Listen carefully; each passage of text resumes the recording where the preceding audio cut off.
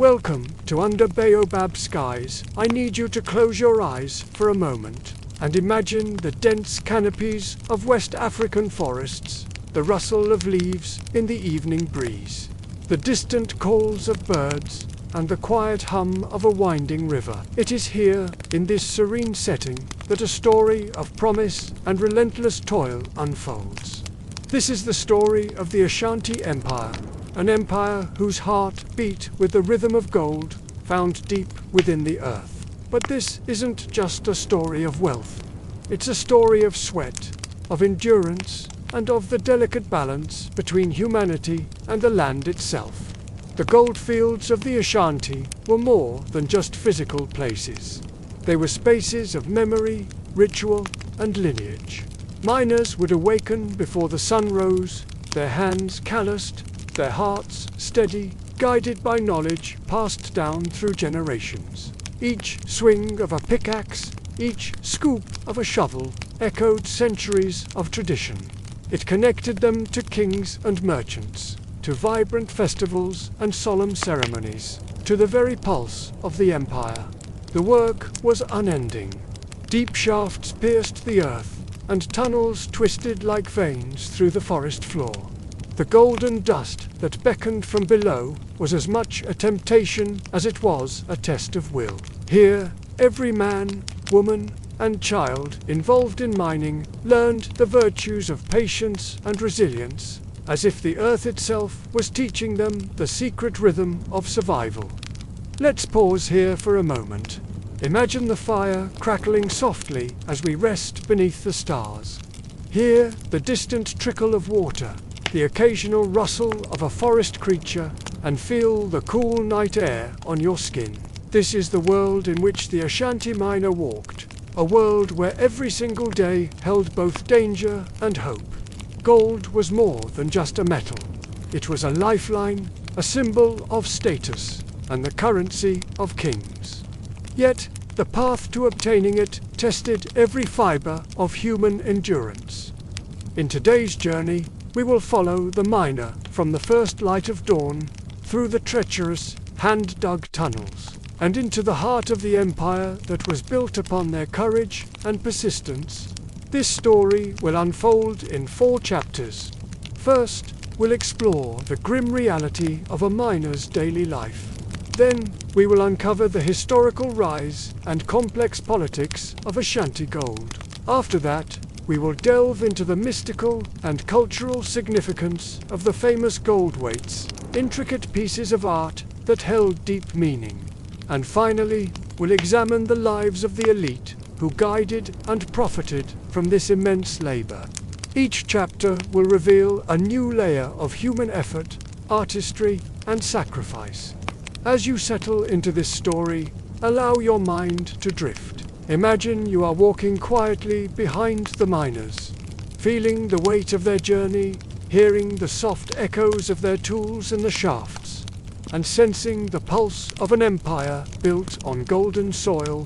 Tonight, we will explore what it truly meant to live in the shadow of gold, where every glimmer could promise a fortune but demanded relentless toil in return. We will uncover the sweat, the strain, the sacred rituals, and the human heart behind all the glitter. If you find stories like this fascinating, stories that connect us to the rich tapestry of human history, please consider subscribing to the channel and hitting that notification bell. It truly helps us bring more of these narratives to light. Thank you for joining us. You are now under Baobab skies, and our story begins now. By the end of this journey, you'll feel the relentless physical and emotional weight carried by an Ashanti gold miner. You'll understand the dangers of descending into the earth and the incredible resilience required just to survive the daily grind. The morning begins softly, the sun only just brushing the treetops with gold and amber. Miners stir from their woven mats, rubbing sleep from their eyes, stretching aching muscles that already remember yesterday's toil. Every limb is familiar with labor. Shoulders sore from shoveling, backs stiff from lifting heavy baskets, hands calloused and knotted. The forest is quiet, yet it hums with the anticipation of worker rhythm older than any living memory. Descending into the mine shafts is never simple. With each step down, the air grows cooler, heavier, thick with the scent of wet earth. The tunnels, narrow and twisting, seem to swallow sound and light. Miners move like shadows, careful not to disturb the fragile walls that could collapse with the slightest tremor. The deeper they go, the more the soil feels alive, whispering threats and echoing the unsteady beat of their hearts. The first strike of the pickaxe is always sharp, ringing through the shafts. It echoes against stone, resounds in the ears, and rattles the bones. But it is the sound of progress. Each swing lifts soil, loosens rock, and opens the way toward golden veins hidden deep beneath layers of clay and sand. Dust rises, filling the nostrils and coating the tongue with grit. Eyes water, breath shortens. Still, the miners continue, because to pause is to risk losing both time and treasure. Collapsing tunnels are a constant, terrifying threat. The ground beneath their feet can betray them, giving way without any warning. To guard against this, some miners carry small bundles of charms, pieces of cloth, carved wooden figures, or special beads meant to ward off misfortune. Superstition weaves tightly with skill. A miner might chant softly to their ancestors before each swing, asking the earth for mercy, whispering thanks for its patience. The balance between human effort and natural caution is incredibly delicate. Each day is a negotiation with forces far larger than themselves. Heavy lifting dominates the body. The soil packed into baskets can weigh more than the human frame can comfortably bear. Miners hoist these heavy loads up narrow shafts, often with help from comrades above or below. The work is a collaboration, a choreography built on trust and timing. One misstep could mean a serious injury, or worse, a silent slip down a shaft that swallows a life. The camaraderie here is intense. Miners joke softly, share water and food, and support one another in both labor and spirit. Every day is also a confrontation with fear. The darkness itself seems to breathe, pressing against both skin and mind. Ghosts of lost miners linger in stories whispered in the corner dailies of men and women, swallowed by a sudden collapse or overcome by suffocating dust. Yet, these stories do more than just terrify. They teach vigilance, careful technique, and a deep respect for the mine's unpredictable temperament. The work above ground mirrors the intensity below. Miners transport the extracted soil to nearby riversides, washing it in shallow basins to reveal tiny specks of gold. These glittering fragments, warm and bright under the sun, are the reward for their labor and endurance. But that golden shimmer doesn't show the exhaustion. The arms ache, the backs throb, the lungs burn. Sweat drips from foreheads into the soil, mingling with the dust that clings stubbornly to every surface. Even with such incredible toil, not every day yields gold. Sometimes the veins are sparse, hidden stubbornly beneath rock and earth.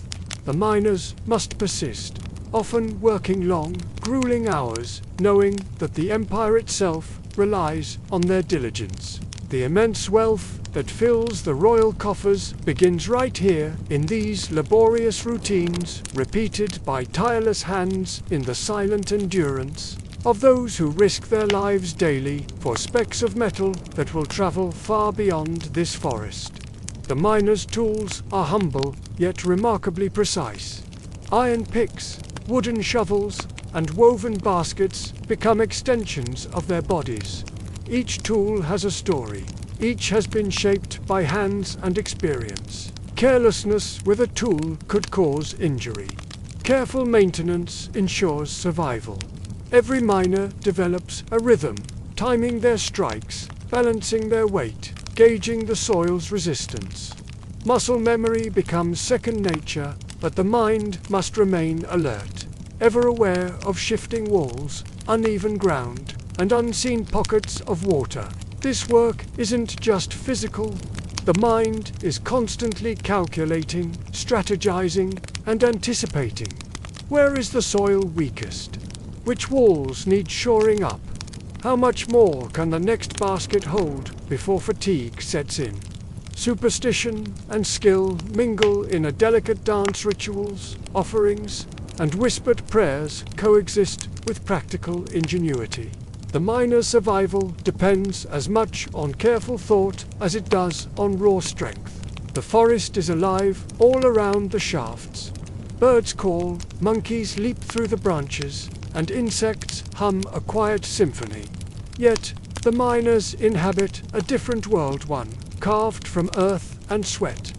Their gaze rarely rises, focused instead on veins of gold, patterns in the stone, and subtle shifts in the soil that signal either danger or opportunity. This is a rhythm they know intimately, passed down through generations and refined over centuries. Miners often tell stories to ease the weight of their labor. Tales of ancestors who first discovered the veins, who survived disasters, or who uncovered extraordinary nuggets, serve as both entertainment and instruction.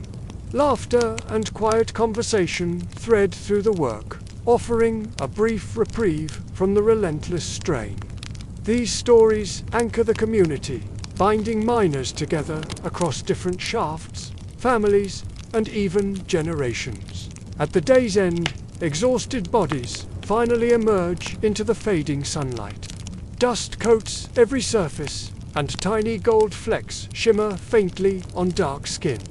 Limbs ache, but the deep satisfaction of survival, another day endured, tempers the fatigue. The miner carries not only baskets of earth, but the weight of history, culture, and familial expectation. Each drop of sweat is a testament to skill, courage, and the quiet heroism of daily labor. As the sun sets, casting long shadows across the forest, tools are cleaned, baskets are stored, and preparations are made for the next day. Families wait in the villages, eager for the return of their loved ones, acutely aware of the invisible dangers lurking in the shafts and tunnels. The miners rest, eat, and share stories, knowing that tomorrow the rhythm will begin all over again, as relentless as the flow of the rivers that guide them to gold. And so, the cycle of endless shafts, sinking dust, and human endurance continues. It's a story of resilience etched into both body and land, a narrative of survival under the golden gaze of Ashanti gold. Even though the laughter of friends and the sharing of stories might fill these shafts, every miner understands a harsh reality. The mines are a living entity, and they don't forgive carelessness. The dangers are numerous, lurking silently in the shadows. A small crack in the tunnel wall, a concealed pocket of water, or a breath filled with too much dust. Any of these could extinguish a life in an instant. The deeper a miner ventures, the more precarious the balance between life and death becomes. The dust is the first and most persistent enemy. With every swing of the pickaxe, a fine cloud rises, slowly making its way into nostrils, coating throats, and settling deep within the lungs. It starts with a simple cough, progresses to a wheeze, and over years leads to the slow suffocation of scarred airways. Miners often live with chests that feel as tight as a drum, never able to take a truly full breath. Many die young, their last moments marked by a rattling cough as they bring up darkened phlegm, their final breaths sounding like broken gourds. But dust is a silent, patient killer. The more immediate threats are sudden and violent. Tunnels can collapse with horrifying speed. One moment, the shaft is secure. The next, the earth trembles, timbers groan, and the walls cave in. Shouts echo briefly, then silence descends. Survivors frantically claw at the earth and debris, desperate to free their comrades. But often, the mine swallows its victims whole, leaving no trace behind.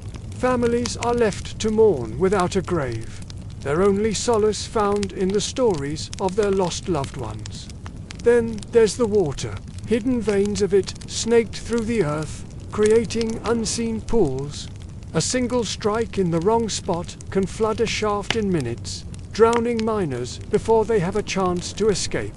Those who survive the terror of a mine flood describe the sound of rushing water underground as the roar of an angry spirit.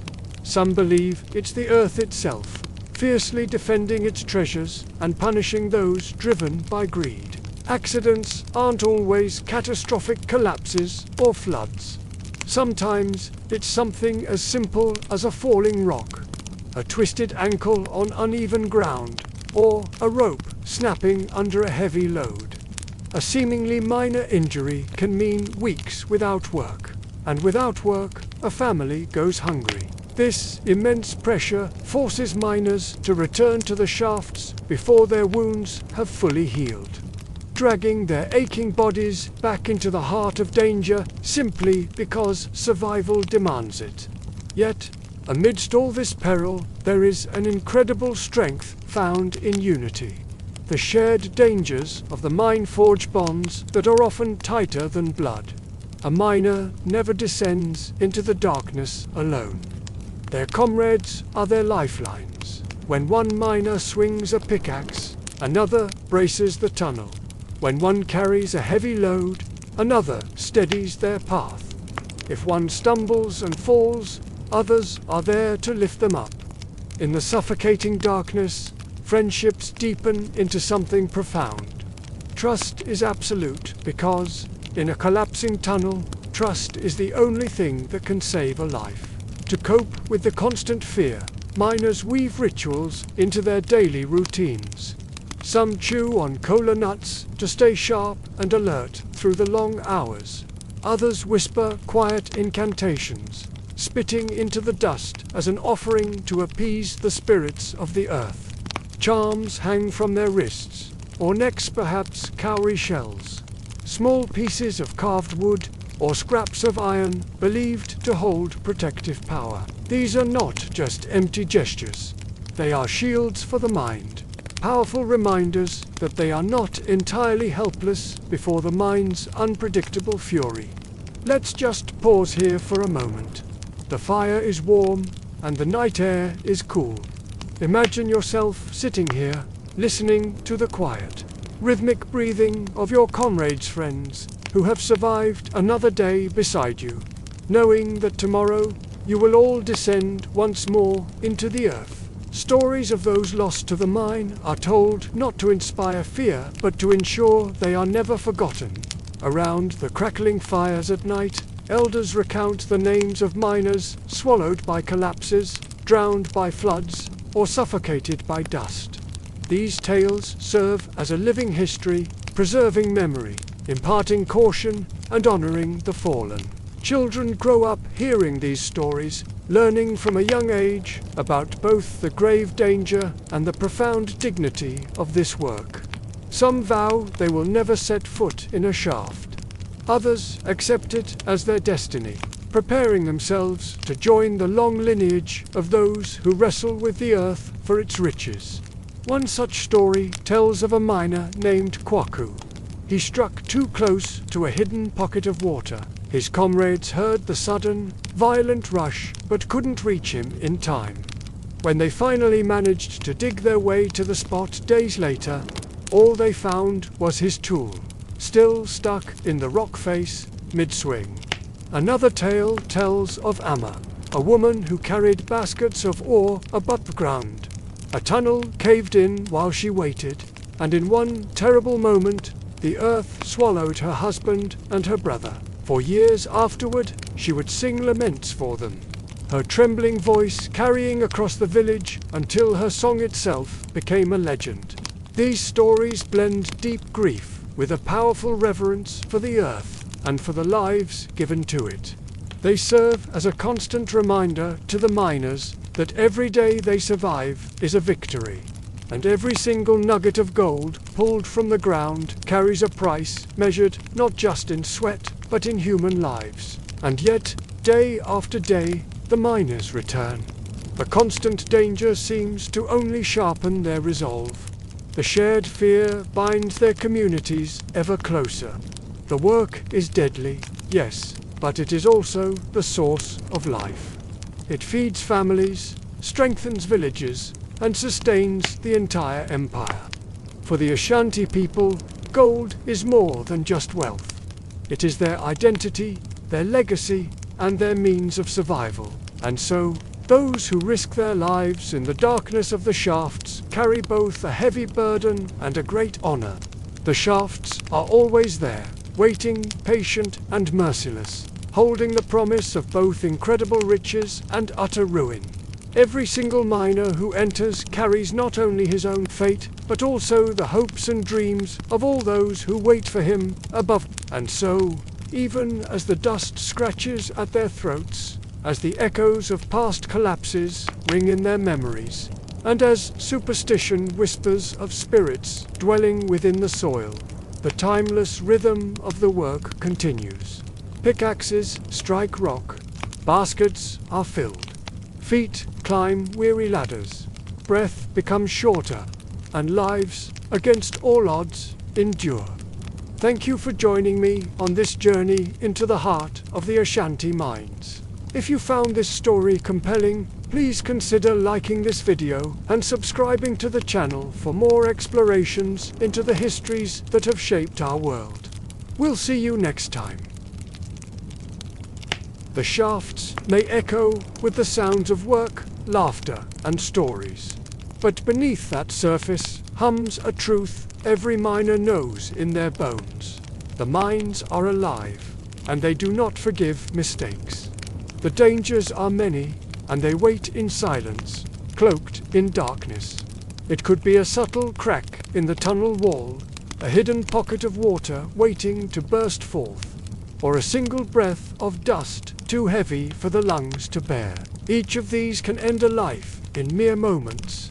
The deeper a miner descends into the earth, the more fragile that balance between life and death becomes. The dust is the first and most patient enemy. With every strike of the pickaxe, a fine, ghostly cloud rises into the air.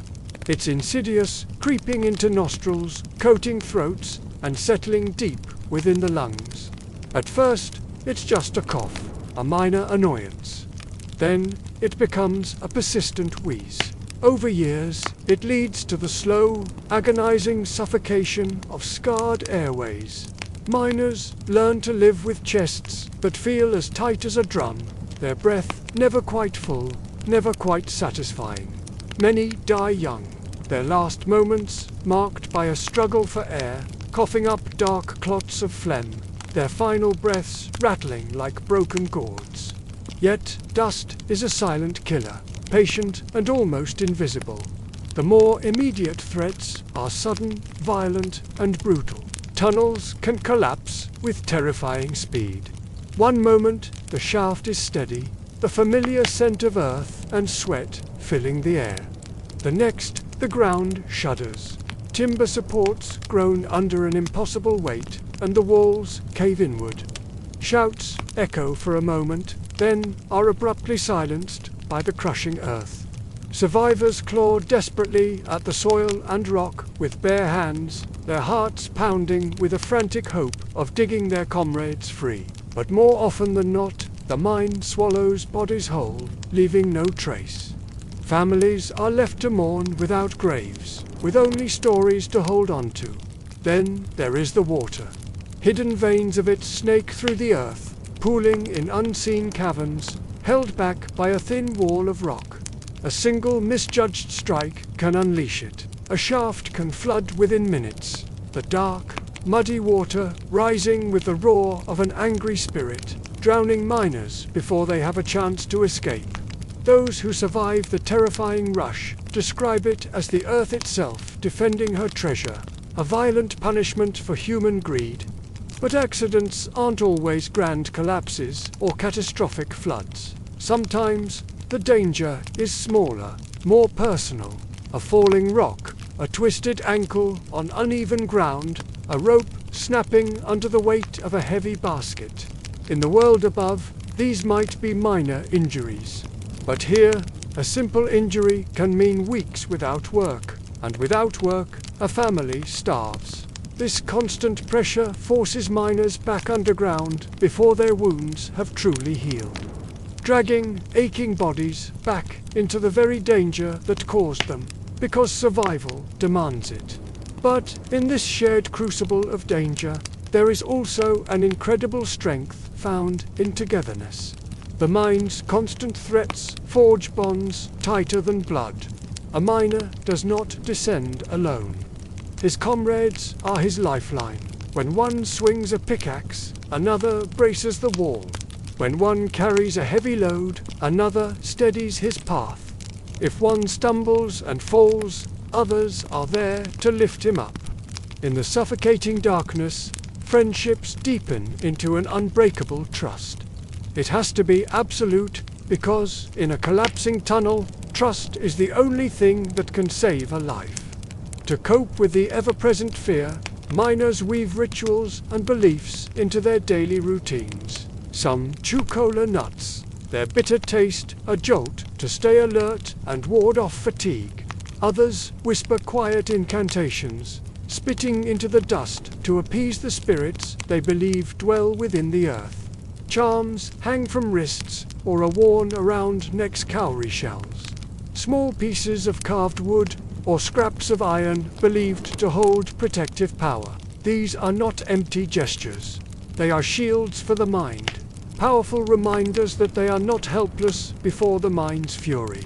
Let's pause here for a moment. The fire is warm, the night air cool against your skin. Imagine sitting in the quiet, listening to the steady, peaceful breathing of your comrades who survived another day, knowing that when the sun rises, you will all descend once more into the belly of the earth. Stories of those lost to the mines are told not to frighten, but to remember. Around the flickering light of evening fires, elders recount the names of miners swallowed by collapses, drowned by sudden floods, or suffocated by the relentless dust. These tales serve to preserve memory, to instill caution in the young, and to honor the fallen. Children grow up hearing them, learning both the immense danger and the profound dignity of this work. Some will vow never to set foot in a shaft. Others accept it as their fate, preparing themselves to join the long lineage of those who wrestle with the earth for its riches. One story often told is of Kwaku, a strong young miner who struck too close to a hidden pocket of water. His comrades heard the terrifying rush but were powerless to reach him in time. When they were finally able to dig into the flooded shaft days later, they found only his tool, still stuck in the rock face, a silent testament to his final moment. Another tale tells of Amma, a woman who carried baskets above ground.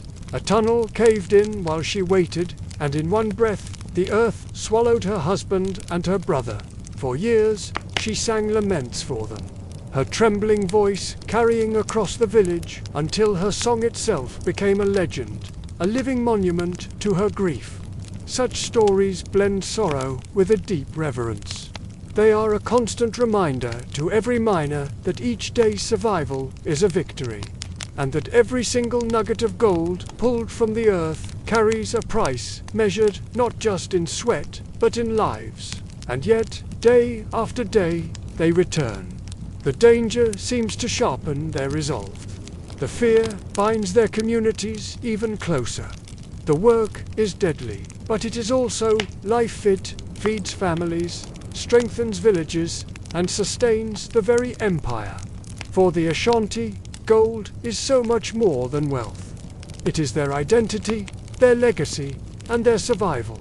And so, Those who risk their lives in the darkness of the shafts carry both a heavy burden and a great honor. The shafts remain, waiting, patient and merciless, holding both unimaginable riches and sudden ruin. Each miner who enters carries not only his own fate on his shoulders, but the hopes and dreams of all those who wait for him above ground. And so, even as the dust scratches at their throats, as the echoes of past collapses ring in their memories, and as superstition whispers of spirits stirring within the soil, the rhythm of the work continues. Pickaxes strike, baskets fill, feet climb, breath shortens, and lives, against all odds, endure. The Ashanti kingdom wasn't born from spears and shields alone. Its rise was forged in the glittering dust, hidden within the very veins of its earth. Gold was far more than just wealth. It was the foundation of the state, the lifeblood of its power, and the anchor of its destiny. In the dense, humid forests of what we now call Ghana, rivers whispered secrets of hidden riches. Their beds were flecked with the unmistakable shimmer of fine gold dust. The Ashanti people learned to pan for it, to wash it from the riverbeds, to mine it from the earth, and to masterfully fashion it into ornaments that would dazzle any eye. But they also grasped a much deeper truth. Whoever controlled the gold also controlled people, trade, and ultimately, destiny itself. From the very beginning, the clans living near the richest gold deposits began to consolidate their power. Small, scattered chiefdoms, once fiercely independent, were drawn into a complex web of alliances and rivalries, all centered on this golden prize. As more gold flowed from the earth, so too did authority. Gold, you see, has a magnetic quality. It draws people toward those who possess it, who control its mesmerizing shine. Gold quickly became the lever with which the Ashanti shifted the entire balance of power in the region. Mining wasn't just back-breaking labor, it was an act of governance. Chiefs who secured access to the mines could command the loyalty of warriors and earn the respect or fear of their neighbors. With gold, they bought weapons, they built powerful networks, and they established their dominance over weaker groups who lacked this critical resource. By the late 17th century, this process reached its zenith. Under the visionary leadership of Ase Tutu and the spiritual guidance of the high priest Okomfo Anok, the Ashanti Confederacy was forged. Its foundation wasn't just spiritual. The legendary golden stool, said to have descended from the heavens, was its divine symbol, but it was profoundly economic. Without the gold that fueled its armies and financed its trade, no confederacy, no matter how divinely sanctioned, could have endured. Mining wasn't just an occupation for the Ashanti. It was the very pulse that gave the kingdom its rhythm and its strength. Let's just pause here for a moment. Imagine the fire crackling softly in the evening. Picture Ase Tutu sitting among his people, perhaps letting a pinch of gold dust run through his fingers. In that glinting metal, he saw more than just wealth. He saw a future. The weight of destiny was upon him as he imagined a great kingdom, bound together not just by bloodlines or oaths, but by this shared, tangible source of power. The true engine of Ashanti political authority was gold. It was the currency that paid warriors, rewarded loyalty, and financed the kingdom's expansion. Gold dust became a trusted measure of wealth and a common medium of exchange. Merchants from all across West Africa, from the Sahel to the coast, journeyed to the Ashanti heartland seeking it, and with them they brought other essential goods salt from the desert. Kola nuts, fine cloth, and later European firearms. The Ashanti leaders understood a fundamental principle of power. Controlling the gold meant more than just survival. It meant commanding the very crossroads of West African commerce. Diplomacy, too, was built upon these golden foundations. Neighboring states learned a quick and valuable lesson. To ally with the Ashanti was to gain access to the steady flow of gold. To oppose them was to risk being starved of it, to be cut off from the economic lifeblood of the region. Tributes to the Asanahin, the Ashanti king, were often paid in gold dust. Political marriages were sealed with intricate golden gifts. Envoys, dispatched to distant courts, carried offerings of stunning gold ornaments, not just as presents, but as powerful symbols of the kingdom's immense wealth and influence. Across the forests and savannas, whispers spread, carried on the trade winds, telling of the Ashanti's glittering riches and the formidable kingdom rising upon them. The Ashanti were far too shrewd to let this precious resource slip from their grasp. They never let their gold flow uncontrolled. The mines were heavily guarded, production was closely monitored, and all trade was carefully regulated. The local chiefs, and later the Asanahin himself, ensured that no single group, especially one outside the Confederacy, could gain independent control over these golden veins. It was this remarkable centralization of economic power that gave the Ashanti state such incredible strength. Its leaders weren't just warriors. They were sophisticated managers of a national economy powered by gold. Through this combination of military might and careful diplomacy, the Ashanti systematically extended their influence. To the north, their reach extended toward the great Sahelian trade routes, connecting them to the wider Islamic world. To the south, they dealt with the coastal peoples and, eventually, the Europeans who arrived on their shores, hungering for African gold. Every new connection they forged, every trade deal they struck, strengthened their authority. Every ounce of dust, every crafted ornament, carried not just material value, but a clear, unspoken message. The Ashanti kingdom is powerful, and its strength is rooted deep in the earth, in its gold. Let's pause again.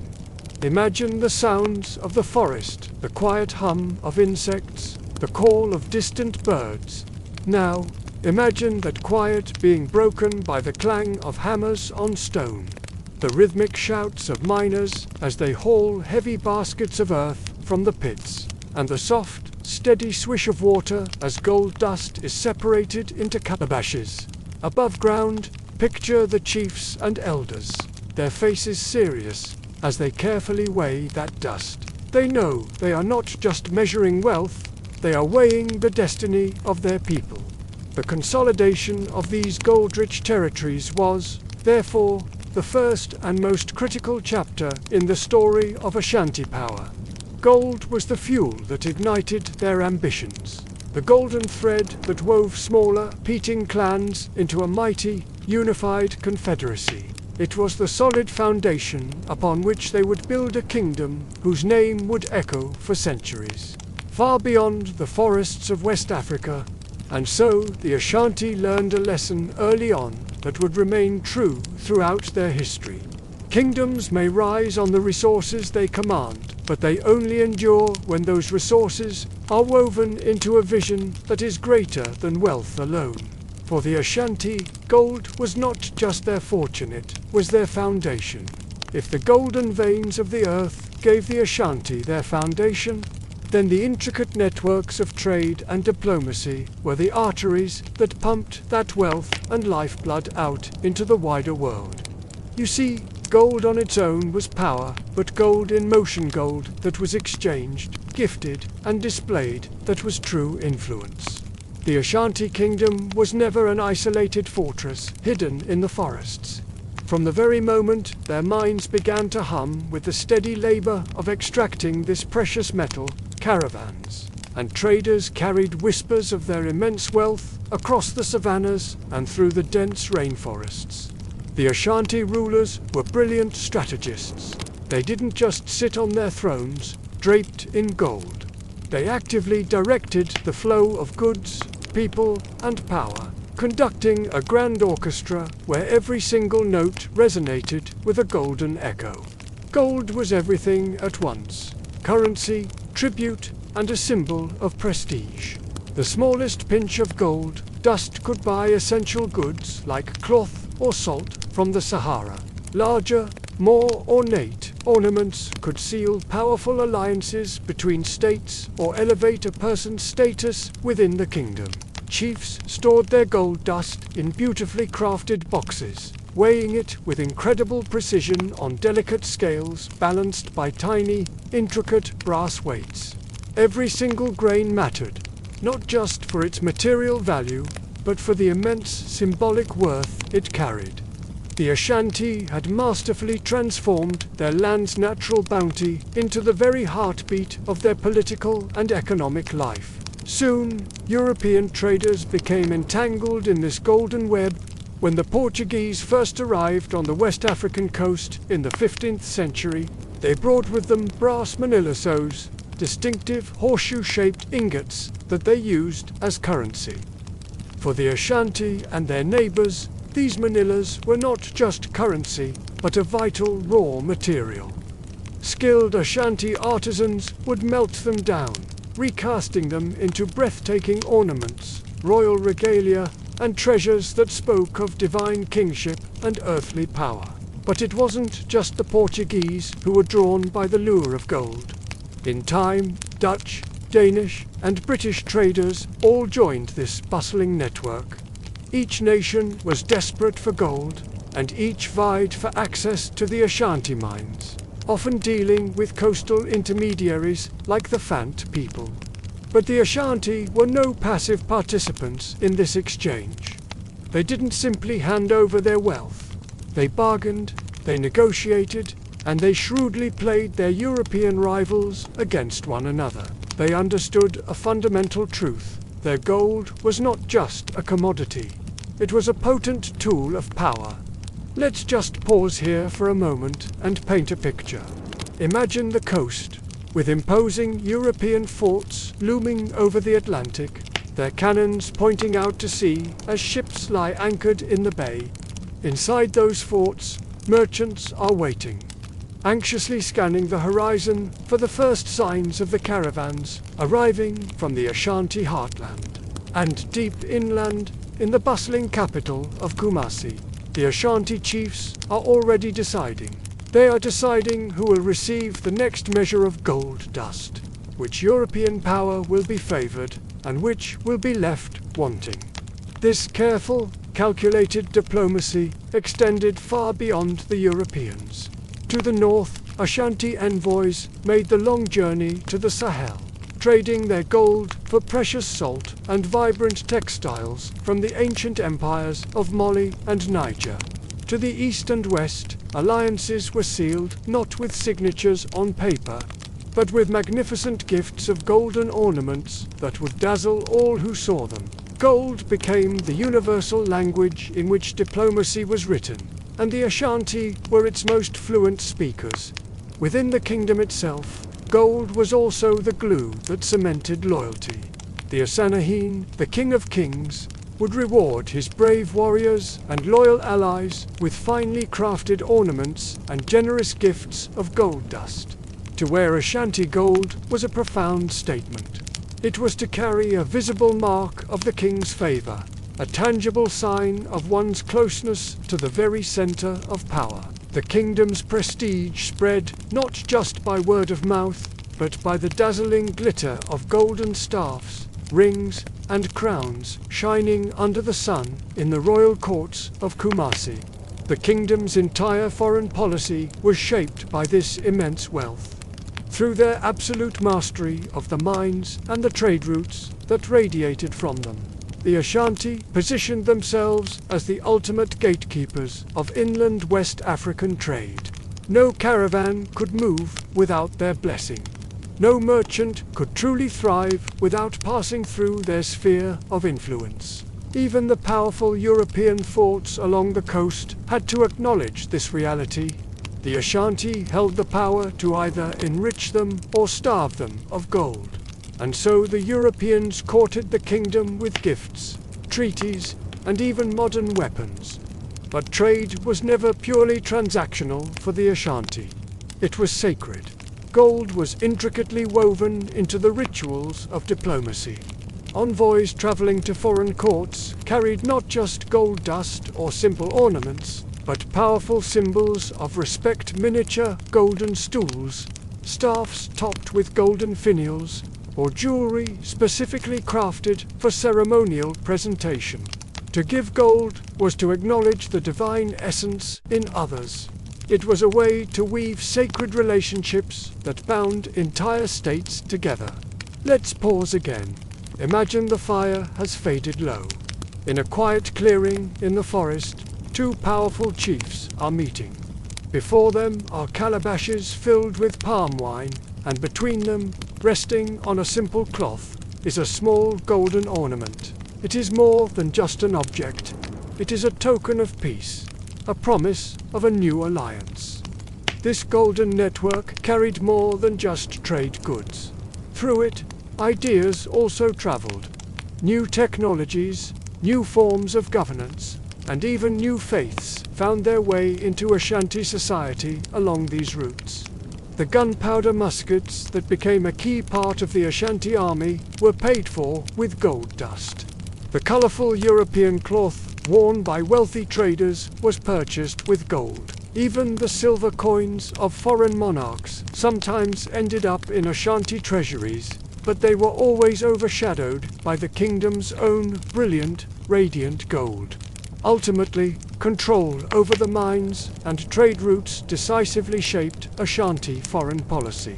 Wars were fought not just over territory, but over access to vital riverways and new mineral deposits. Diplomacy was deployed with surgical precision to maintain favorable ties with allies, to outmaneuver rivals, and to ensure that no single outside power could ever dominate their supply of gold. The Ashanti leaders saw the wider world as a vast chessboard, and they knew that gold was their most powerful piece. The Ashanti Golden Network was therefore both intensely local and profoundly global. It tied together the miners deep in their shafts, the chiefs in their courts, the traders on the long roads, the Europeans on the coast, and the merchants in distant desert caravans. Every single link in this vast chain was forged in the same fire, and every bond was sealed by the same alluring shimmer of gold dust. It's easy to think of such wealth as purely material, but to the Ashanti, it was always so much more. Gold was the physical embodiment of spiritual and political power. It was the essential tool of diplomacy, and it was the very language in which the kingdom's foreign relations were spoken. It was the master key with which they unlocked the doors to both unprecedented prosperity and, at times, immense peril. Let's pause one last time. Picture a quiet Ashanti court at night. Golden ornaments rest on intricately carved stools, guarded carefully as the Asanahin prepares to meet foreign envoys at dawn. Beyond the palace walls, under the moonlight, the caravans are already on the move, carrying the golden heartbeat of the kingdom ever outward, pulsing across the continent and into the wider world. And so, the Ashanti built their incredible influence not just by possessing gold, but by masterfully weaving it into the great, complex tapestry of West African trade and diplomacy. They understood what many others did. Not that wealth alone is fleeting, but when it is woven into networks of trust, fear, and mutual respect, it becomes enduring, timeless power. The Ashanti kingdom didn't leave something as precious as gold to chance or the chaos of ambition. Gold was the very breath of the state, the bright thread woven into every garment of power. It required steady hands to guard its flow. At the absolute center of this world stood the Asanahin, the king, whose very stool was said to shine with the essence of the people's soul. Around him gathered the councils of elders, the chiefs of provinces, and the custodians of law. Together they governed the mines, not as distant treasuries, but as sacred wells of authority itself. In the Ashanti mind, governing gold wasn't just an economic necessity. It was a spiritual covenant. To mine recklessly, to cheat the king of his share, or to hoard gold without recognizing the state was to violate an order that balanced heaven and earth. The king's court didn't just issue decrees, it performed rituals that anchored that authority. When gold dust was poured into ceremonial bowls, it wasn't just counted like coins. It was honored as if it were breath caught in metal. Each grain was heavy with mininga, token of loyalty, a promise of tribute, a spark of the kingdom's beating heart. The Ashanti was believed to embody the will of the ancestors, and his oversight of gold was seen as part of this divine stewardship. But this immense power wasn't his alone. The Ashanti system of governance, refined over centuries, was built on checks and balances. The chiefs of various clans, especially the powerful Oyoko clan, played indispensable roles. Councils debated, whispered, and sometimes even argued openly about how to use the gold revenues.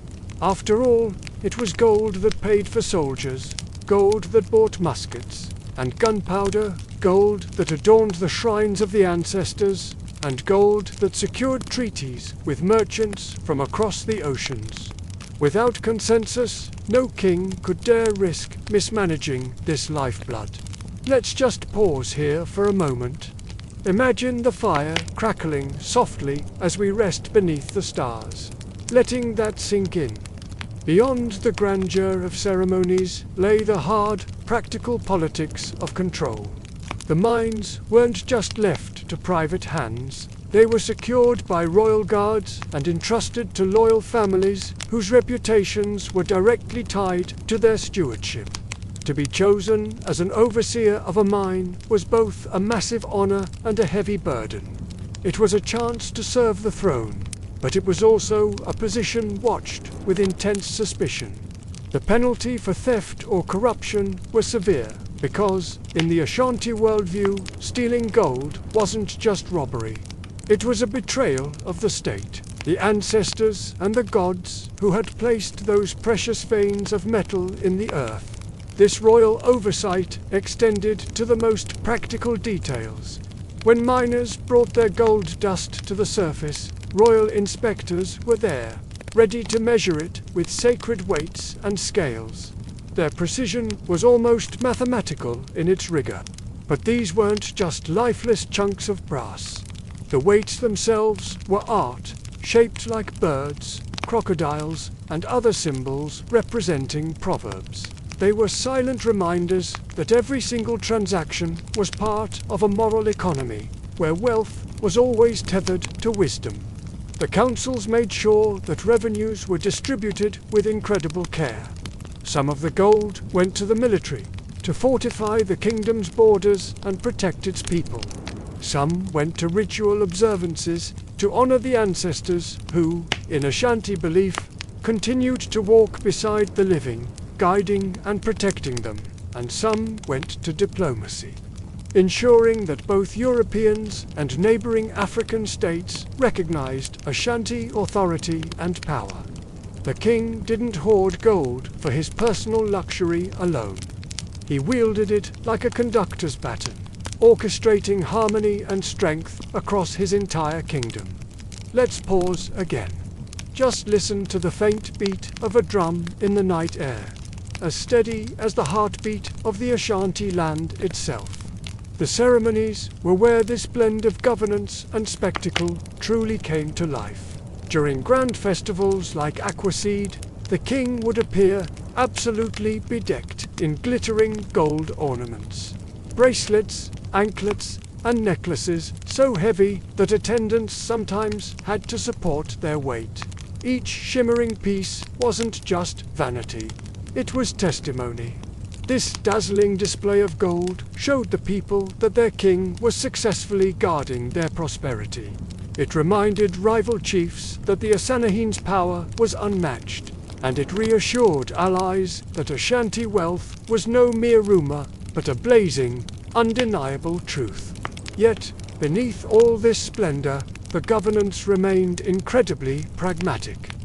Councils would debate how to respond when a mine collapsed or when whispers of smuggling reached the palace. Scouts were dispatched to watch the trade routes, ensuring that gold left the land only through sanctioned official channels. The taxation systems evolved over time, levies paid in gold dust, tribute offered in golden ornaments, and special payments to fund war campaigns. The kingdom's bureaucracy wasn't written down in dusty ledgers. It was encoded in memory, in oral contracts, and in the living, breathing authority of the chiefs who were sworn to the golden stool. And the golden stool itself was the greatest symbol of this entire system of governance. It was said to have descended from the heavens, carrying within it the spirit, the very soul, of the Ashanti people. No one ever sat upon it, not even the king. It was always placed on its own special throne, upon silken cushions, revered as the ultimate embodiment of unity. Its presence was a constant reminder to both rulers and the ruled that gold wasn't simply wealth. It was soul. Let's pause once more. The fire burns low now, and sparks rise like tiny golden motes into the deep night sky. This remarkable structure allowed the Ashanti to balance flexibility with control. The Ashanti was not an all-powerful autocrat, but a steward among stewards, a central flame among many torches. The councils ensured continuity. The chiefs brought the concerns of their people directly from the villages to the capital, and ritual reinforced the immense weight and seriousness of every single decision. In times of peace, gold was invested in art, in music, in the famous kente cloth, and in the flourishing of everyday life for the people. In times of war, that same gold became the sinew of armies, ensuring that Ashanti warriors marched into battle with muskets in hand and absolute confidence in their cause. So, when we speak of the governance of gold in the Ashanti kingdom, we're talking about something far more profound than just economics. We are entering a world where wealth was sacred, where leadership was a collective act woven through with ritual, and where power was constantly affirmed through both grand ceremony and quiet vigilance. The Asanahin and his councils didn't just guard a treasure. They safeguarded a covenant between the people, their ancestors, and the very land itself. In this way, the Ashanti kingdom turned a fragile earthly metal into something of eternal meaning. Gold wasn't only mined from the earth. It was mined from the very fabric of their collective spirit. Let's pause one last time, and just breathe with the rhythm of the night. The tale of governance has been told, and the golden stool rests in silence, gleaming in the memory of the firelight. In the bustling markets of Kumasi, where the scent of smoked fish mingled with the sharp tang of kola nuts, there was one sound that carried more weight than all others. The soft clink of brass touching brass. These were the Ashanti gold weights, small but mighty instruments that governed the kingdom's wealth. They were not ordinary tools of trade. They were miniature works of art, spiritual reminders, and guardians of balance. Two-way gold in Ashanti society was not a mechanical act. It was a moment of trust, of ritual precision, and of cultural identity. Each weight was cast in forms, both abstract and symbolic. Birds in mid-flight, crocodiles with entwined tails, geometric shapes that spoke in silent proverbs. These weights were more than counters. They were teachers. They reminded buyer and seller alike that commerce was never divorced from meaning. The standardization of these weights was itself remarkable. Long before European colonizers introduced their own scales, the Ashanti had devised a system of astonishing precision. Traders across the kingdom could weigh dust with accuracy, ensuring that a spoonful of gold dust in Kumasi matched a spoonful in the northern savannas. This consistency gave Ashanti gold trade its reliability. making the kingdom an anchor in the shifting tides of regional commerce. Think about that for a second. In an era without digital scales or international standards, the Ashanti created their own unified system based on shared knowledge and trust. This wasn't just good for business. It was the foundation of economic stability across a vast and diverse territory. It allowed a complex network of trade to flourish, connecting miners in remote villages to merchants in sprawling cities, all bound by a common language of measurement. But accuracy was never stripped of artistry. The craftsmen of gold weights, skilled smiths who worked with brass and ivory, treated their creations as more than instruments. They cast them using the lost wax technique, where wax models were carefully shaped, encased in clay, and fired until molten metal filled the delicate mold. What emerged was not a mere weight, but a jewel of meaning. To hold one was to feel history and philosophy pressed into the palm. This process, ancient and intricate, ensured that no two weights were ever exactly alike. Each one carried the unique touch of its maker, a tiny imperfection or a particular flourish that made it a personal work of art. The creation was as much a ritual as the weighing itself, a testament to the idea that even the most practical objects could and should possess beauty. Let's pause here for a moment. The fire crackles softly, and sparks drift upward like golden dust released into the night. These weights also marked social status. To own a collection of finely crafted weights was to demonstrate not only wealth but refinement.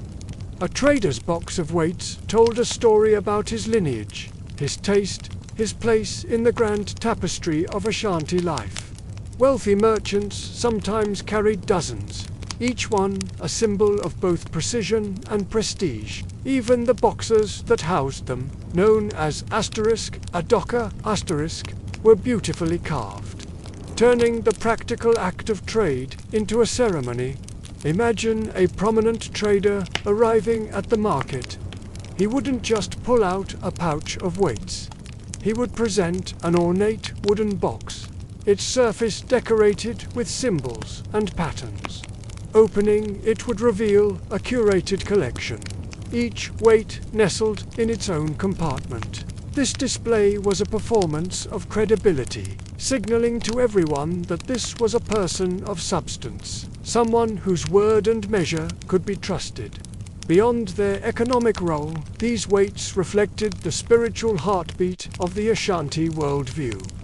A crocodile-shaped weight whispered of the proverb, "The crocodile lives in the water, yet breathes air," a reminder of adaptability and balance. A bird, turning its head backward, the Sankofa bird, might speak of the wisdom of learning from the past. In this way, commerce became a classroom, each exchange laced with wisdom passed down through generations. A transaction wasn't just about exchanging goods for gold. It was an opportunity for a subtle lesson.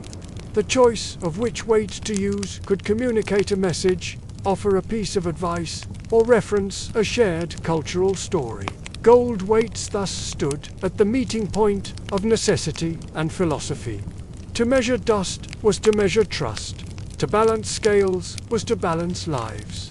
For miners, traders, and rulers alike, these tiny objects carried the weight of a kingdom's spirit. Let's pause here for a moment. Imagine the hush of the marketplace at dusk, as traders pack their weights, each one glimmering faintly in the fading light.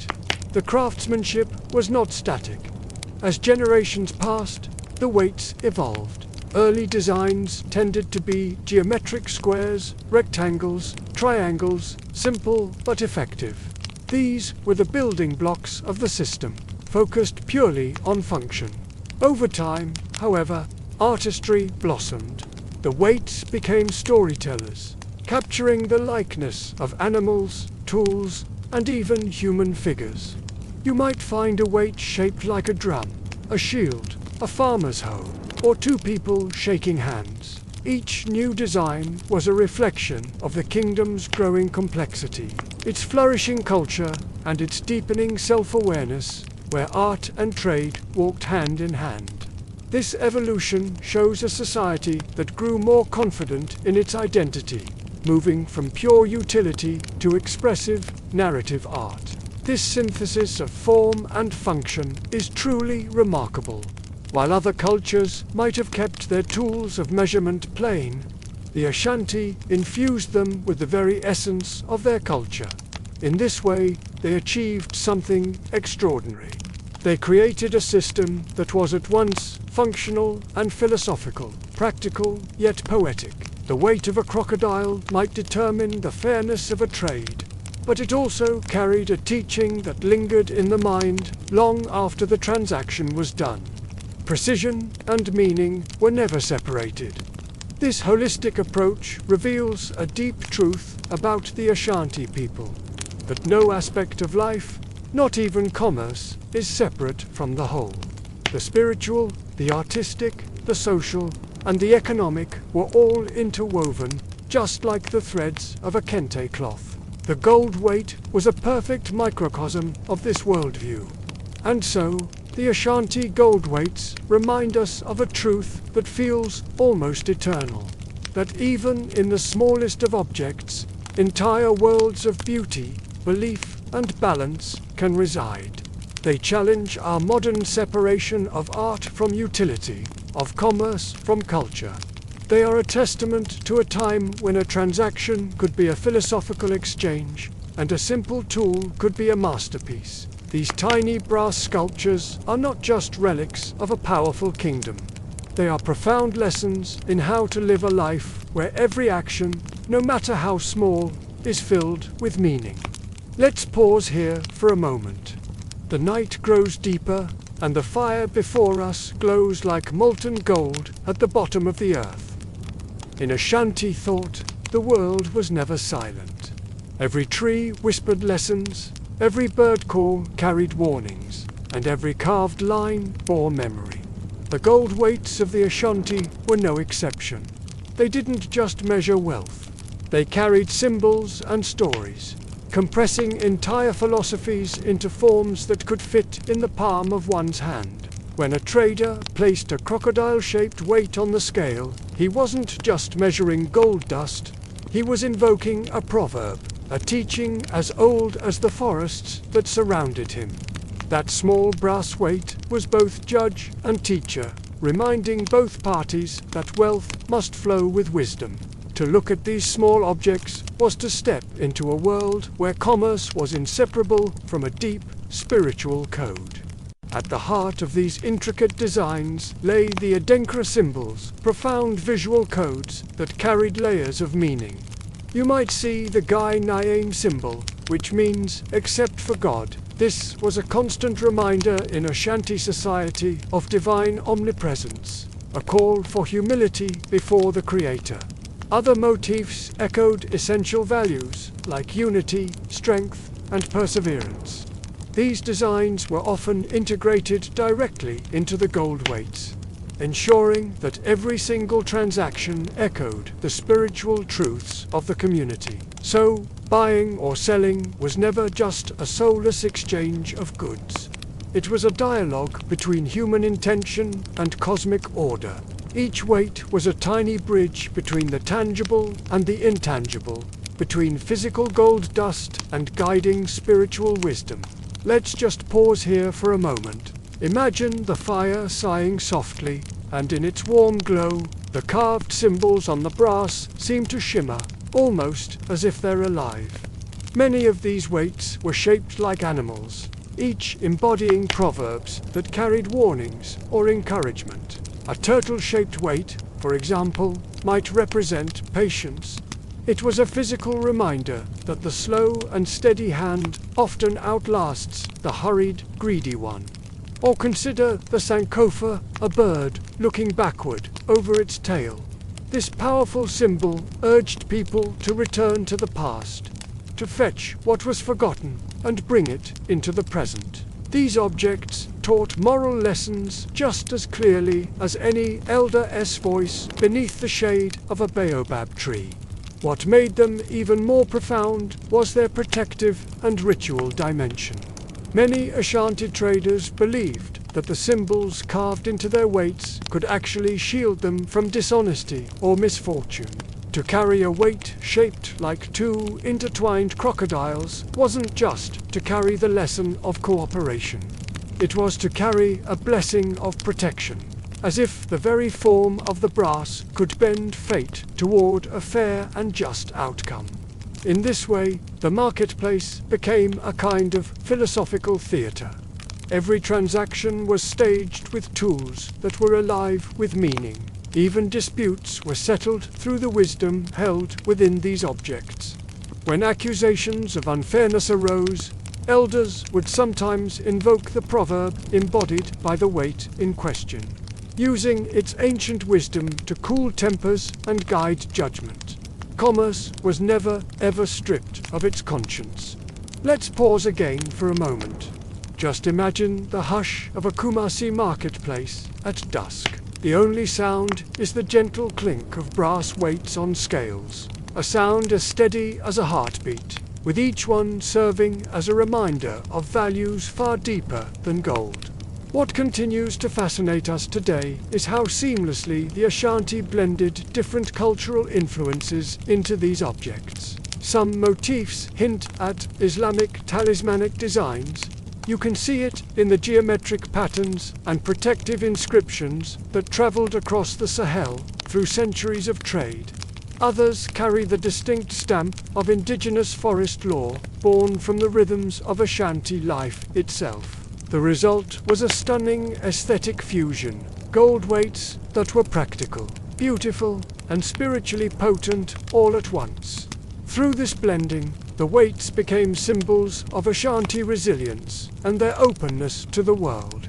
They absorbed what came from the outside, but they always reforged it into something distinctly their own. This cultural code-making was a kind of alchemy, not turning lead into gold, but turning the daily act of trade into an enduring philosophy.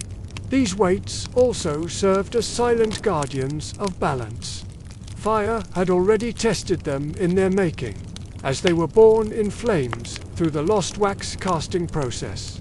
Because of this, they carried an aura of purification. Just as fire cleanses and shapes metal, the symbols etched into them were believed to purify transactions, binding the trader to honesty and truth. And here lies the true beauty of it all. The Ashanti did not draw rigid lines between the sacred and the ordinary. For them, the act of weighing gold was as sacred as a prayer, as meaningful as a proverb sung by a gold was wealth. Yes, but in its weighing, there was also wisdom, memory, and even protection. Let's pause one last time. The fire outside has burned lower now. Its glow flickers across the carved faces of the weights. And it's almost as though the ancestors are watching quietly through the polished brass. So, when we look at Ashanti gold weights today, whether in museums or private collections, we must resist the urge to see them only as historical curiosities or simple instruments of trade. They are so much more than that. They are compressed libraries, miniature shrines of meaning, where spiritual codes, social rules, and ancestral voices remain trapped in brass, waiting for us to listen. For every merchant who carried them, these weights were a kind of portable philosophy. They were a way to ensure that even amidst the hustle of bargaining and the shimmer of gold dust, life's deeper truths were never, ever forgotten. In the Ashanti world, gold was never silent. Beyond its dazzling glitter, beyond its substantial weight, it carried memory. Every speck of dust, each gleaming ornament, and every tiny brass weight held the echoes of ancestors, kingdoms, and profound wisdom. To touch it was to touch history itself. The gold weights, in particular, became something far more than mere tools of trade. They were messages sent across time. A weight shaped like a bird, for example, wasn't just for measuring a specific quantity of gold. It carried the powerful lesson of the Sankofa bird, a call to return to the past and retrieve what has been forgotten or left behind. In this way, the marketplace wasn't just a bustling hub of bargaining and commerce. It was a living classroom of collective memory. Every single exchange was a quiet reminder to the people of who they were, where they had come from, and which values must endure through the generations. This is precisely why traders treated these weights with a reverence that bordered on the sacred. They were portable archives. While the griots and storytellers carried history in their spoken words, the weights preserved memory in enduring metal. To carry one of these weights in your pouch was to carry not only potential wealth, but also the ancestral voices, encoded in symbol and in form. Let's pause here for a moment. Imagine the fire crackling softly, and in its warm glow, you can almost see these little brass figures whispering their stories to the quiet night. Many of these messages were proverbs rendered solid. Imagine a weight shaped like two fish swimming in opposite directions, a poignant reminder of duality. That life is rarely a single, straight path, but a complex web of choices and possibilities. Or picture a weight shaped like a man holding two different objects, representing a proverb about the absolute necessity of balance in all human affairs. These weren't abstract decorations. They were condensed lessons of morality, wisdom, and survival, small enough to fit in the palm of your hand. When a trader placed such a weight on the scales, it wasn't just a mechanical act to ensure fairness in a transaction of gold. It was a silent, powerful declaration of values. I come to deal honestly. I conduct this transaction under the watchful gaze of my ancestors. I measure not only with brass, but with truth. These weights also acted as bridges, connecting different communities. When caravans met at the edges of the vast Ashanti territory, or when traders arrived from the coast bringing European goods, the shared use of these specific weights and scales created a common language of trust. Even if the spoken languages were entirely different, the message of the brass remained universally clear: balance, fairness, and continuity. In this way, the weights were not only economic tools, but also diplomatic instruments. They helped reinforce alliances, created stability in chaotic markets, and carried Ashanti influence far beyond the borders of their forest homeland. Each weight, despite its small size, became a beacon of Ashanti authority, culture, and a testament to their sophisticated worldview. But perhaps the most haunting layer of meaning is this. For the Ashanti, gold was considered the very skin of the earth, and brass was its voice. The gold dust represented purity, the eternal, life-giving shine of the sun. Brass, on the other hand, an alloy forged in fire, was the perfect vessel for recording the stories of the people and the land. Thus, these weights were never just practical. They were living, breathing metaphors, a physical representation of a deep philosophical understanding. And so, across the centuries, as kingdoms rose and fell, Ashanti gold weights survived as silent messengers. They continue to speak, even in their profound silence. Let's pause again for a moment. Imagine the fire outside has now dimmed. Yet the memory it holds, like the warmth of brass weights passed from hand to hand, still glows softly within us. A connection to a time long past. Today, when we see these beautiful Ashanti weights displayed in museums in London, Berlin, or New York, their meaning has shifted. To an outsider, they might appear as curious trinkets, fascinating artifacts of a bygone era of trade. But to the descendants of the Ashanti people, they remain fragments of an unbroken cultural continuity, pieces of an eternal message that still resonates. They remind us that no matter how far the gold traveled across vast oceans into European treasuries or crafted into the royal crowns of foreign kings, its memory, its spirit remained firmly rooted in African soil and in the deep well of Ashanti wisdom. And here lies the greatest lesson of all.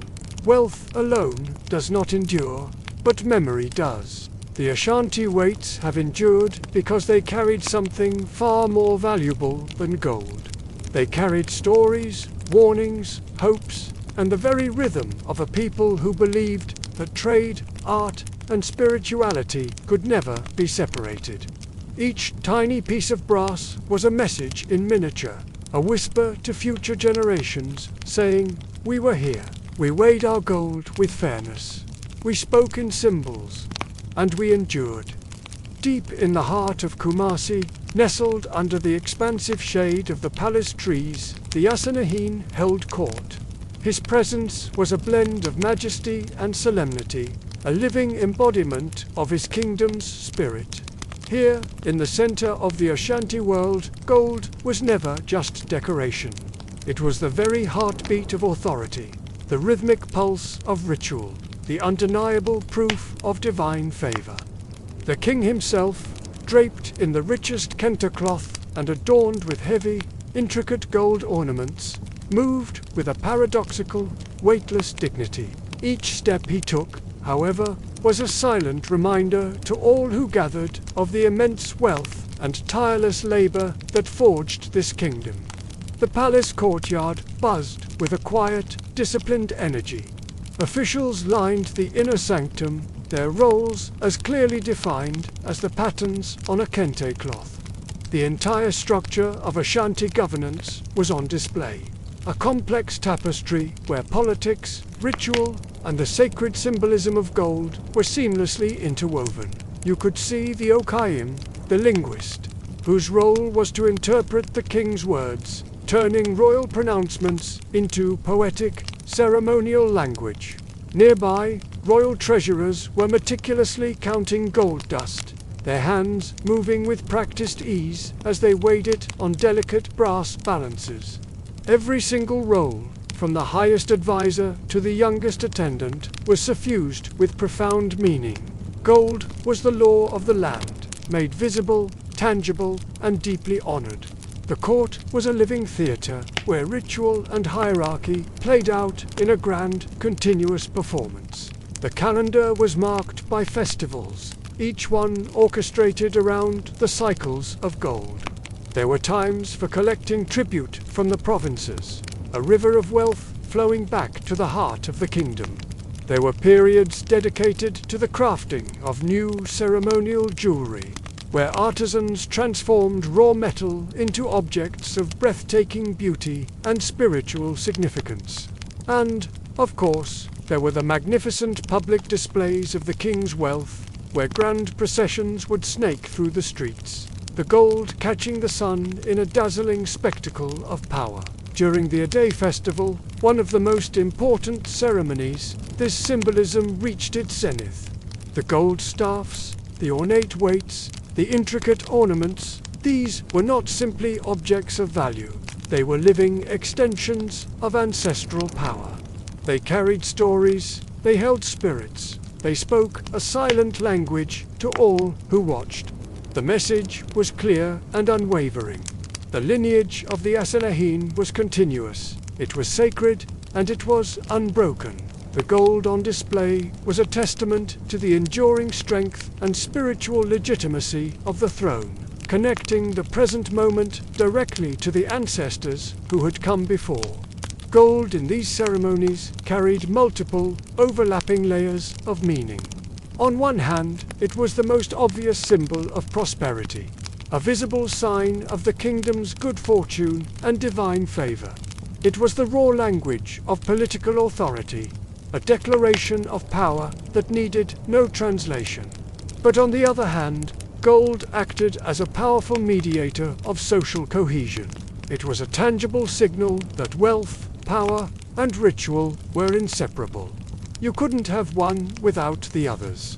To witness the Ashanti adorned in gold was to witness the visible manifestation of the Ashanti order itself, well-structured, harmonious universe where everyone and everything had its place. Even the smaller, more private ceremonies held within the palace walls bore this immense weight of symbolism. When a provincial chief or an honored guest was presented with a gift of gold, it was so much more than a simple present. It was an offering, yes, but it was also a subtle, yet unmistakable, reminder of the king's vast reach and his calculated generosity. Courtiers learned this lesson from their first day in the palace. Their every action, no matter how small, was a reflection of the king's authority. Obedience and ceremony were not just duties. They were intertwined with the very artistry and presence of gold itself. The king's court was also a library, a living museum where stories were told and legends were kept alive through objects. You could find brass plaques depicting the heroic deeds of past rulers, each one a chapter in the kingdom's epic history. The famous brass weights, used for measuring gold dust, were not just tools of commerce. They were carriers of proverbial wisdom, each design representing a well-known Ashanti saying or moral lesson. The intricately designed jewelry told stories of lineage, of battles won, of spiritual connections. Every object, every gesture, every shimmer of gold contributed to a grand, unfolding narrative of power and continuity. It was a constant education for all who were present, teaching them that Ashanti authority was both of this world and of the spiritual realm. Let's just pause here for a moment. Imagine the scene. The fire crackles softly in the hearth, its light dancing on the polished surfaces of the room. The air in the palace seems to hum, carrying the echoes of distant drums.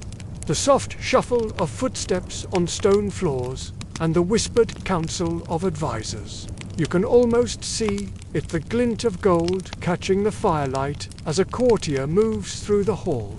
A flash of history stretching back across centuries, all converging in this single, powerful moment. The weight of that history is almost palpable. The courtiers themselves were far more than simple attendants. They were custodians of cultural memory, the guardians of ceremonial precision. They were the living interpreters of these symbolic objects.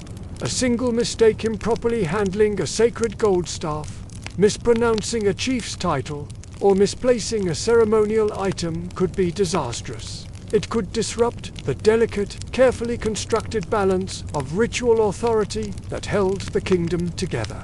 For this reason, training in the palace was unbelievably rigorous. It was a lifelong commitment, a deep and immersive education in the intertwined power of gold and governance. And this power extended far beyond the kingdom's borders. Gold became a crucial instrument of diplomacy. When foreign emissaries arrived, they were given a carefully choreographed tour. They were led through the palace halls, shown the magnificent gold regalia, and presented with small, beautifully crafted gold weights as tokens of friendship and respect. This entire experience was designed to make them acutely aware that they were entering a world where wealth was inseparable from hierarchy, respect, and deep-seated tradition. Ashanti court culture was meticulous, it was measured, and it was profoundly symbolic. Every detail was a message. The festival processions were perhaps the most visible and spectacular expression of this cultural fusion. Imagine the streets of Kumasi, filled with an explosion of sound, color, and movement. Music, dance, and a breathtaking array of gold ornaments combined to create spectacles that were at once political rallies, religious ceremonies, and massive social gatherings. Chiefs from surrounding regions, wealthy traders, and humble artisans all stood side by side, witnessing the Ashanti's authority expressed through both the graceful motion of the dancers and the solid, gleaming presence of the metal. Each step, each drumbeat, each golden shimmer reinforced the kingdom's identity, its cohesion, and its timeless connection to the power of its ancestors. Even today, the careful choreography of those palace ceremonies is remembered in Kumasi. You can hear it in the stories told to children, in the fond memories of elders who recall the gold-studded festivals of a bygone era. These events serve as a powerful illustration that in Ashanti culture, wealth and power were never just about accumulation. They were inseparable from artistry, from ritual, and from a deep sense of moral responsibility. The king's wealth belonged to the people, and its display was a reaffirmation of the collective strength and spirit of the nation. Gold, therefore, was never a mere commodity in the Ashanti palace. It was treated as a living, breathing entity. It spoke the language of the ancestors, it carried the wisdom of generations, and it demanded respect from all who came into its presence. Every staff, every plaque, every single ornament acted as a teacher, a guide. It instructed courtiers, visitors, and citizens alike in the ethics, the hierarchy, and the core philosophy of Ashanti life. It was a physical manifestation of their worldview. Let's pause one last time. Close your eyes and imagine it. Picture that glinting parade of gold moving through the warm, humid air of Kumasi. Smell the rich, sweet scent of ceremonial incense drifting from the palace. Hear the echo of ancestral songs, a timeless melody reminding everyone present that history, ritual, and governance were fused together in every single ounce of gold. It's a powerful image, a testament to a culture where the material and the spiritual were truly one. Thank you for joining me on this journey. Within the palace walls of Kumasi, gold wasn't just a symbol of authority. It was the canvas upon which artisans wove their skills, their creativity, and their devotion.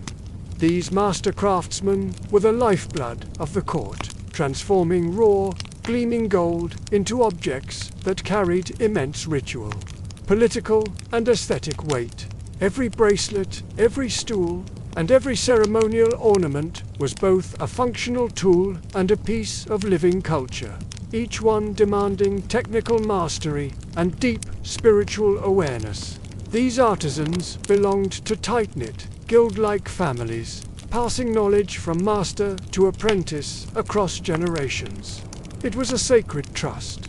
Master goldsmiths trained younger craftsmen not just in the technicalities of casting, molding, and engraving, but also in the ritual purification and spiritual mindfulness required to handle gold, which was considered a sacred medium. The palace didn't simply reward skill, it demanded obedience, precision, and above all, reverence. Goldsmiths worked in close proximity to the royal household, always aware that their creations would soon play a central role in festivals, rituals, and diplomatic exchanges. The pressure was immense. A poorly executed stool or a miscast ornament could be seen as deeply disrespectful to the king and the ancestors, carrying severe social and even spiritual consequences. In this world, artistry was inseparable from discipline. Craftsmanship became a moral pursuit as much as a technical one. The relationship between these artisans and their royal patrons was one of mutual dependence. The palace relied on its craftsmen to produce objects of breathtaking beauty and symbolic authority, the very emblems of their power. In return, the artisans relied on royal patronage to gain status, wealth, and protection. Their creations were proudly exhibited in vibrant festivals, solemn court ceremonies, and royal audiences, communicating both their incredible skill and their unwavering loyalty. This system ensured that creativity flourished, but always under careful oversight, blending artistic freedom with a profound sense of responsibility. Beyond the palace, artisans were sometimes called upon by provincial chiefs or wealthy merchants to produce ceremonial objects. These commissions reinforced the kingdom's cultural cohesion across its vast regions. This not only spread the unique Ashanti aesthetic, but also acted as constant reminders of royal influence, linking gold, artistry, and political authority across the entire realm. The palace's expectations shaped the styles, ensuring that every object, no matter where it was made, reflected the unity and hierarchy of the kingdom. The crafting process itself was both arduous and sacred. Before it could be shaped, gold was purified through ritual washes, heartfelt prayers, and ancient incantations. Every design, every engraving, and every motif carried layers of meaning. Geometric patterns might symbolize ancestry and prosperity, while stylized animals could represent courage, vigilance, or fertility. The artisans understood that their work was an extension of the king's power, a tangible bridge connecting the mortal and spiritual realms. Let's just pause here for a moment.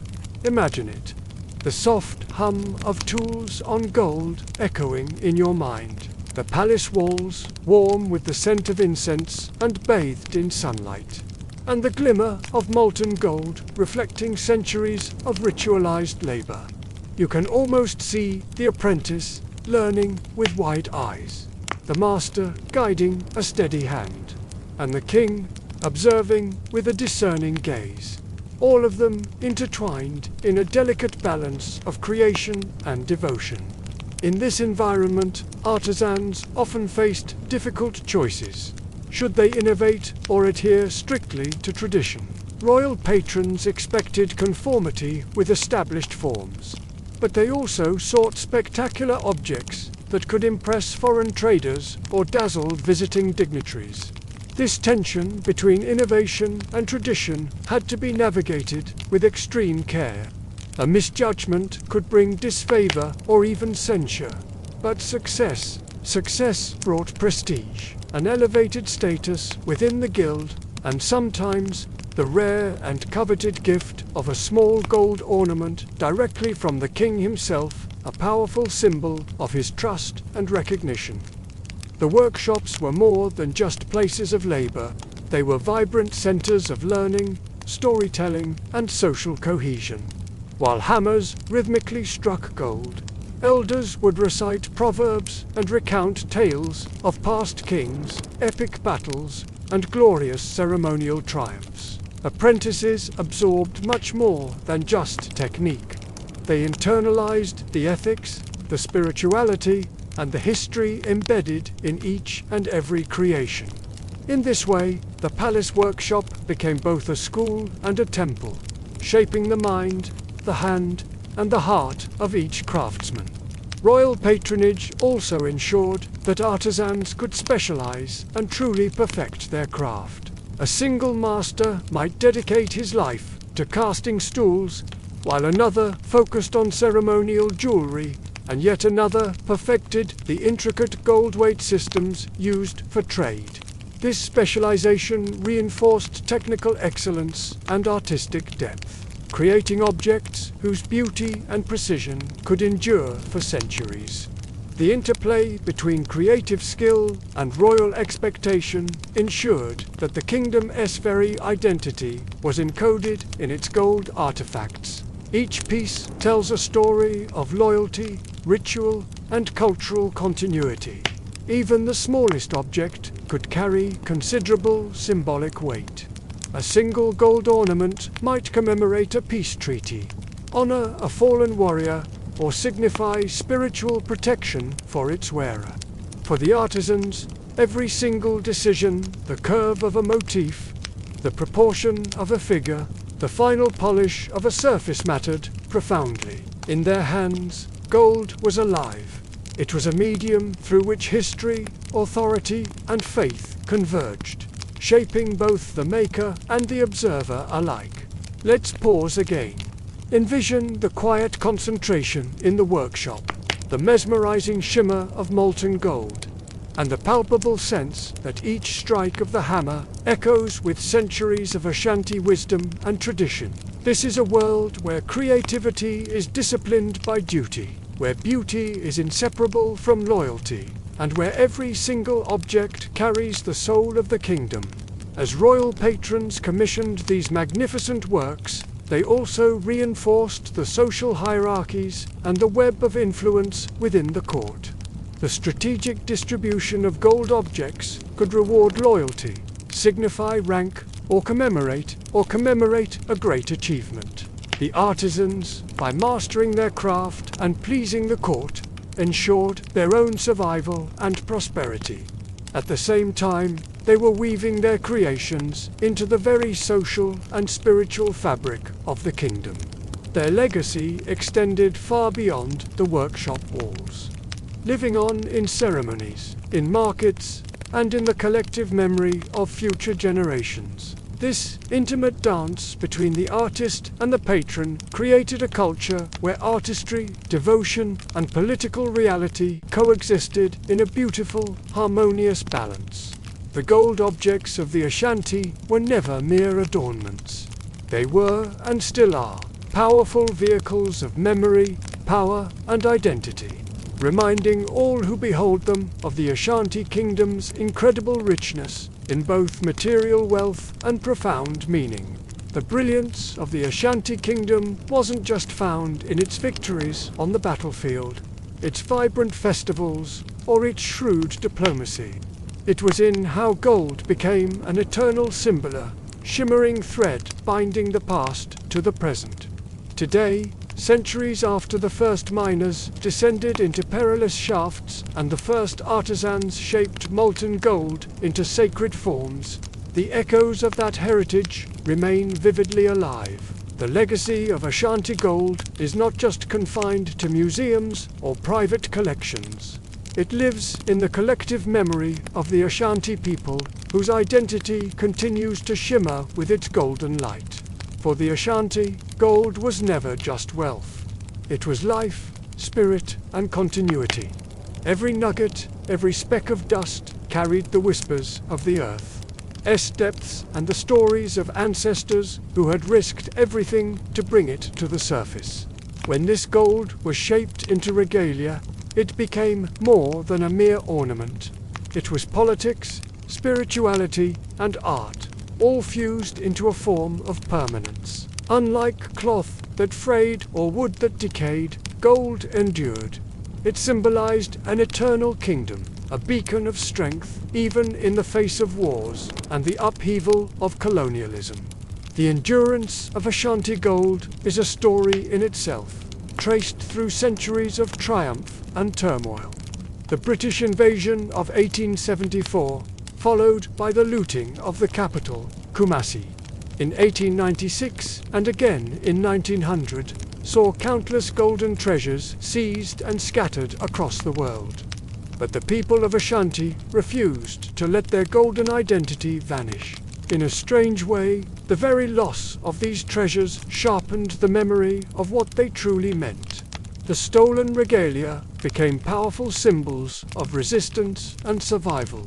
As the stories about their spiritual power and sacred origins continued to be passed down from one generation to the next, a treasure that could never be stolen. Today, museums in London, Berlin, and New York hold vast collections of these Ashanti gold objects. They are often displayed in sterile glass cases, bathed in artificial light, presented as artifacts of a bygone era.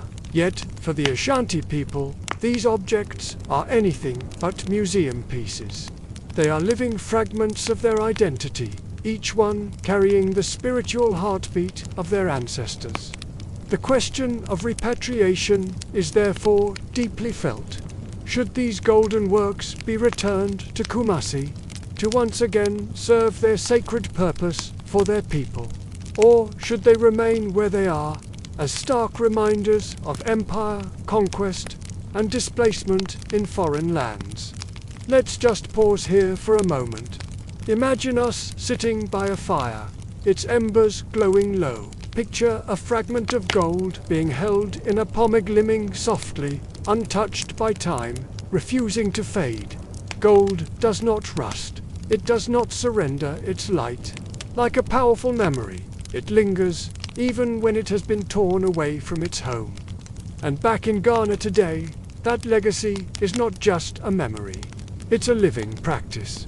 The goldsmith's craft is still alive and well in the bustling Kajisha market and the hidden workshops of Kumasi. Here, artisans continue to work in brass, silver, and gold. And while modern tools have replaced some of the ancient techniques, the core principles of the craft endure. The spirit of the ancestors guides their hands. This continuity is most beautifully displayed during the Aquaseed Festival, a grand ceremony held every 6 weeks. Here, the Asanahin, the king of the Ashanti, emerges adorned in breathtaking layers of gold regalian trinket crowns, heavy necklaces, stacks of bracelets, anklets, and even sandals embossed with gold. Each ornament is a physical link, connecting him to the long lineage of kings who came before him. Each gleam of gold is a powerful reaffirmation of the kingdom's incredible resilience. Ashanti gold has also left an indelible mark on Ghana's national identity.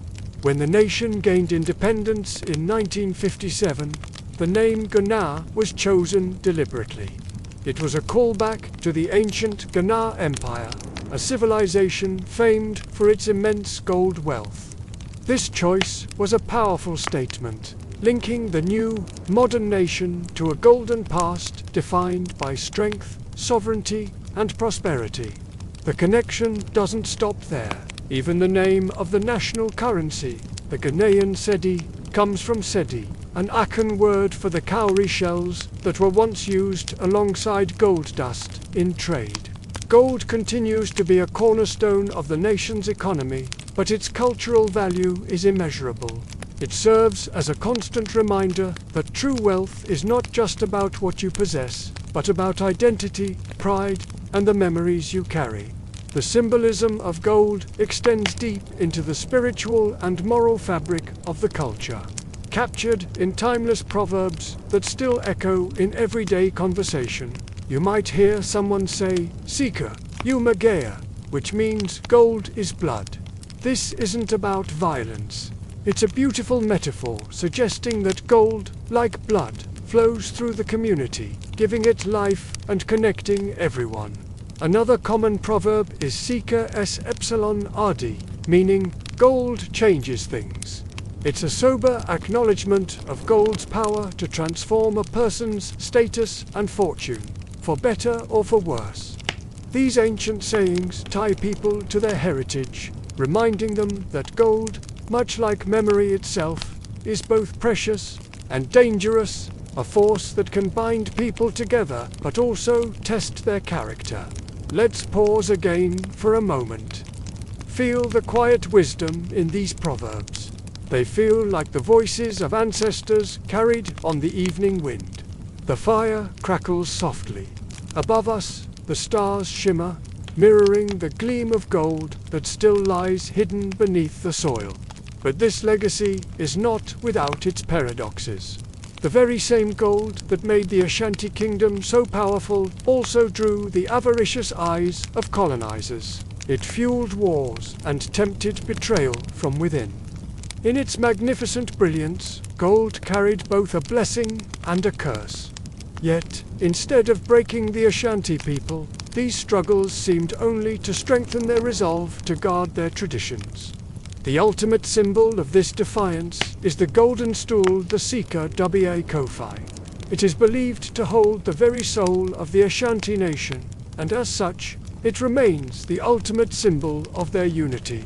To this day, no king, not even the Asanahin, sits directly upon it. It embodies something far greater than any individual's power, the eternal, collective spirit of the Ashanti people.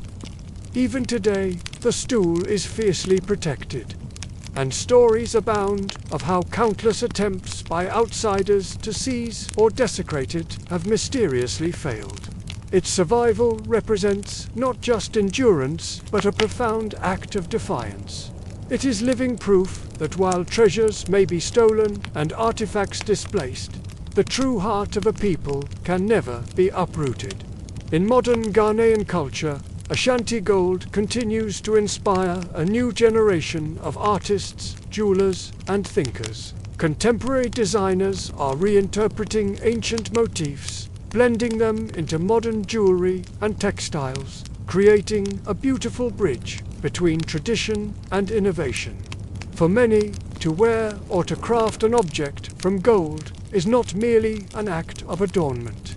It's a way of participating in a living legacy, of continuing the unbroken dialogue between ancestors and their descendants.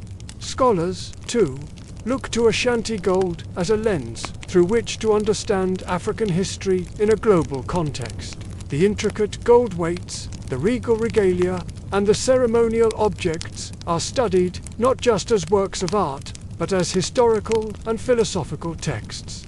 They encode profound wisdom about balance, power, justice, and community.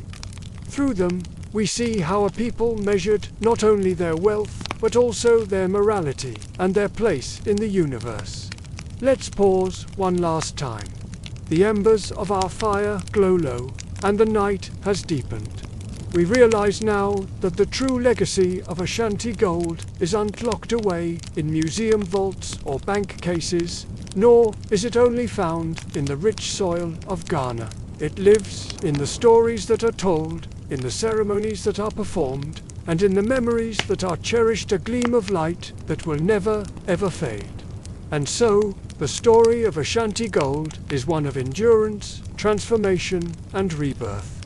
From the dark, dangerous shafts where miners labored, to the bustling workshops where artisans crafted brilliance from raw metal, to the royal court where kings sat enthroned in splendor, gold has always been the very pulse of Ashanti civilization. It has survived wars, theft, and colonial conquest. It survives today in the vibrant festivals, the busy markets, and in the hearts of the people. And it will survive tomorrow, as long as fires crackle, stories are told, and people choose to remember. Ashanti gold is more than metal. It is identity forged into eternity.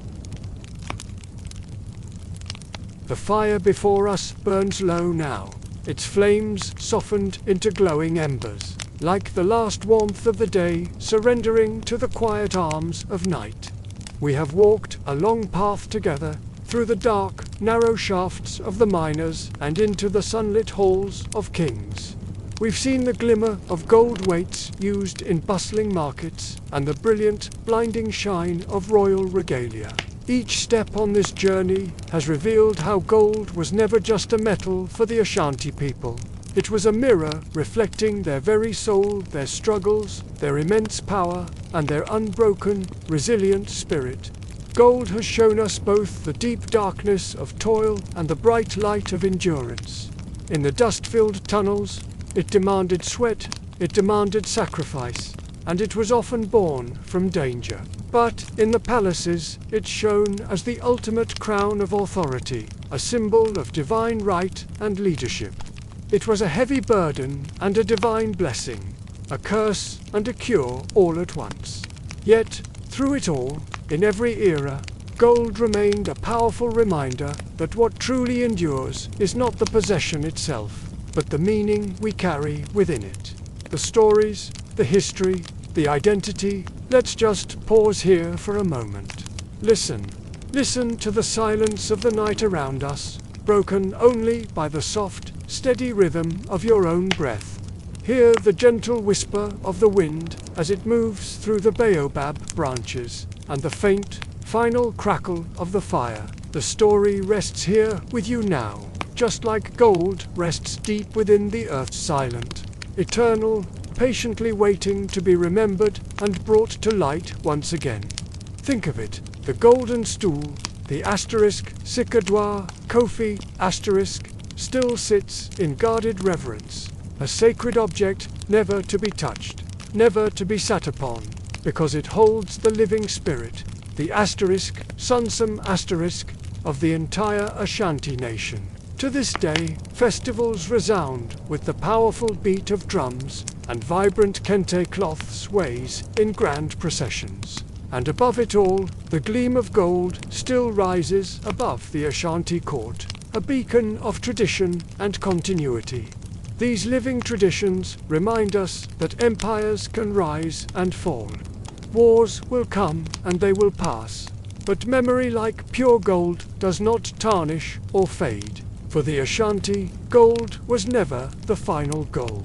It was a language, a way of telling the world, and of reminding themselves, we are here, we endure, we will not be forgotten. So, as you drift now, perhaps into sleep, or simply into a moment of quiet reflection, let this story rest within you. Let the warm glow of Ashanti gold shine softly behind your closed eyes, not as a measure of wealth to be counted, but as a guiding light of resilience, of identity, and of profound, enduring beauty. The embers are fading now into soft, grey ash. The stars above keep their silent watch, and time moves on gently, like the slow, graceful turning of the earth. The fire is almost out. The night around us is deep, calm, and endless. Rest in its peaceful embrace. You are safe here. You are still, and you are carried by the powerful stories of all those who came before. Thank you for joining me on this journey. If these stories speak to you, please consider liking this video and subscribing to the channel. It helps us share more histories from under these skies. Until we meet again, rest well. You are now under baobab skies.